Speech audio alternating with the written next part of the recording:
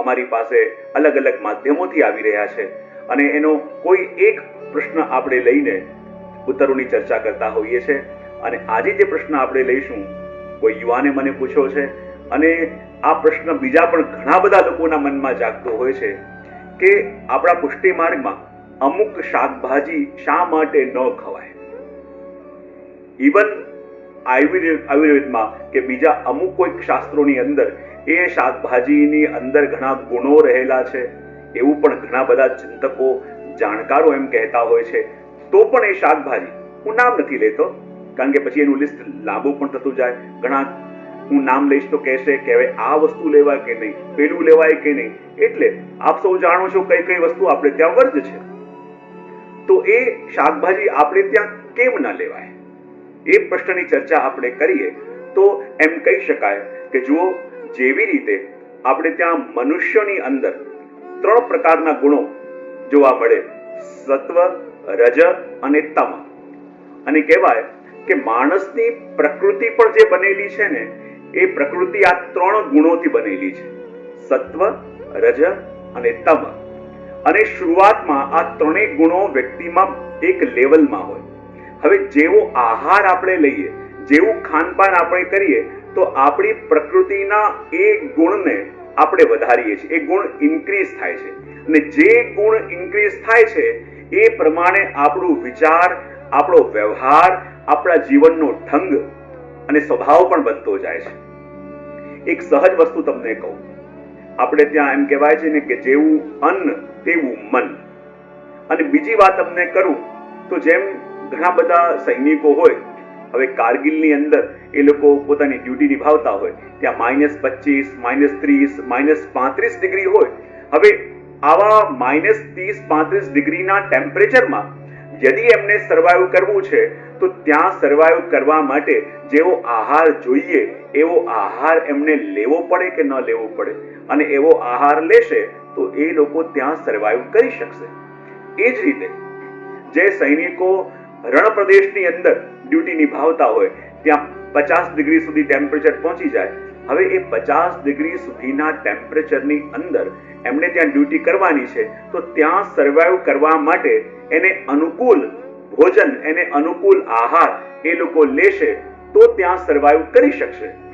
એ જ રીતે આપણે પણ જ્યારે પ્રભુના સાનિધ્યમાં રહેવું છે, પ્રભુની સેવા કરવી છે અને પ્રભુમય જીવન જીવવું છે, તો એ પથ પર જવા માટે એ પથમાં આપણા મનને અનુકૂળ રાખે, આપણી ઇન્દ્રિયોને અનુકૂળ રાખે, આપણી બુદ્ધિને અનુકૂળ રાખે એવો આહાર આપણે લઈશું તો સર્વાઈવ કરી શકીશું કે નહીં.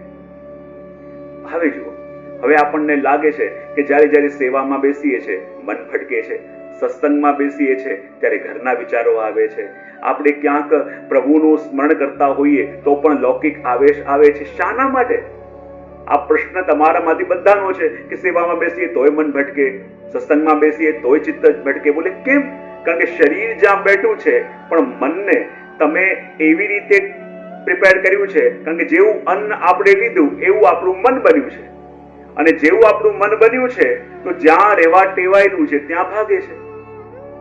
તો તમે સત્સંગમાં બેઠા હોય તો પણ મન દૂર ભાગે, તમે સેવામાં બેઠા હો તો પણ સહયોગ ન આપે. બોલે કેમ? કારણ કે ત્યાં બેસવા માટે જ્યાં શરીર છે ત્યાં મનને રાખવું હશે તો એને અનુરૂપ આહાર સૌથી પહેલા તમારે લેવો પડશે. અને એને અનુરૂપ આહાર તમારો હશે તો તમારું મન એ સ્થાન પર રહેવા માટે ટેવાશે જ્યાં તમારું શરીર બેઠું છે. હવે જો સિમ્પલ વાત તમને કહું કે જે 3 ગુણોની વાત મેં કરી, સત્વ, રજ અને તમ. હવે તમે જેવા લોકોના સંગમાં છો, જેવા માહોલમાં છો, જેવું ખાનપાન કરો છો, એ ગુણ તમારું ઇન્ક્રીઝ થાય.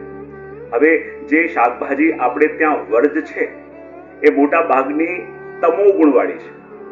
અને તમોગુણી આહાર જ્યારે આપણે લઈએ, તમોગુણી લોકોની પાસે આપણે રહીએ, તમોગુણી માહોલની અંદર આપણે લઈએ તો આપણું તમોગુણ ડેવલપ થાય. અને તમોગુણ ડેવલપ થાય તો શું થાય?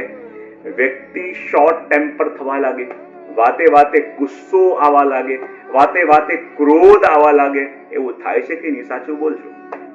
અને એવું થાય છે તો એ વખતે આપણે આપણું તમો ગુણ વધારી દીધું છે. બધા લોકો કહે કે ગુસ્સો કેવી રીતે કંટ્રોલ કરીએ, તો જુઓ, જ્યારે તમો ગુણ ઇન્ક્રીઝ તમારું થયું છે એનો મતલબ એમ કે તમારી અંદર ક્રોધ કરવાની એક ફેક્ટરી લાગી ગઈ છે અને કન્ટિન્યુઅસ એમાં ક્રોધનું પ્રોડક્શન ચાલી રહ્યું છે અને એટલું બધું પ્રોડક્શન થઈ રહ્યું છે કે ડિમાન્ડ આવે એના કરતા પણ વધારે તમે સપ્લાય કરો છો. અને એટલા માટે તમો ગુણ વધે તો ક્રોધ આવે, રજો ગુણ વધે, આળસ, ઈર્ષા, રાગ, દ્વેષ, આ બધું યદી થાય ને, કોઈનું સારું જોઈને આપણને ઈર્ષા થાય, કોઈને સફળતા જોઈને આપણે દ્વેષ કરીએ, તો માનવાનું કે આ રજો ગુણ વધેલું છે. ને જ્યારે સત્વ ગુણ વધે ત્યારે પ્રભુની ભક્તિ કરવાનું મન થાય.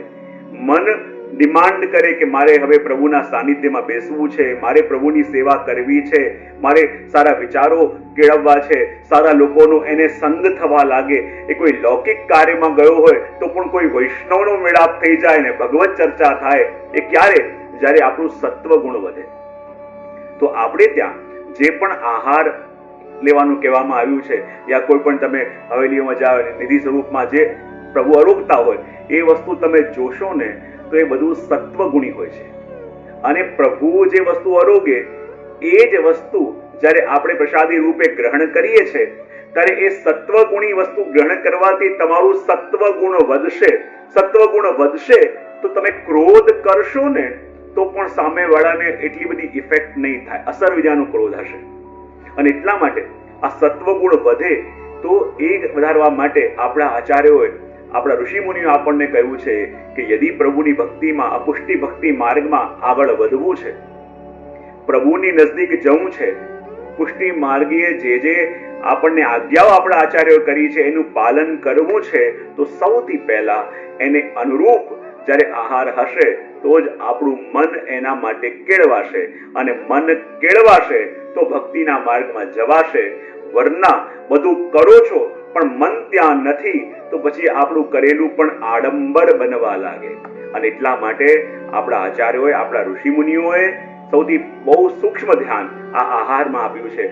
એટલે જ આપણે ત્યાં અમુક શાકભાજીઓ લેવાય, અમુક ન લેવાય, એની પાછળનું કારણ બીજું કાંઈ નહીં, એ જ કે જે સ્થાન પર આપણે છીએ એ સ્થાન પર રહેવા માટે, એ સ્થાન પર આપણા શરીરને રાખવા માટે આપણે આપણા મનને પણ કેળવવાનું છે કે શરીરથી દૂર ન ભાગી, જ્યાં પ્રભુના સાનિધ્યમાં આપણું શરીર બેઠું હોય તો આપણું મન પણ એને અનુકૂળ થઈ એ સ્થાન પર હાજર રહે.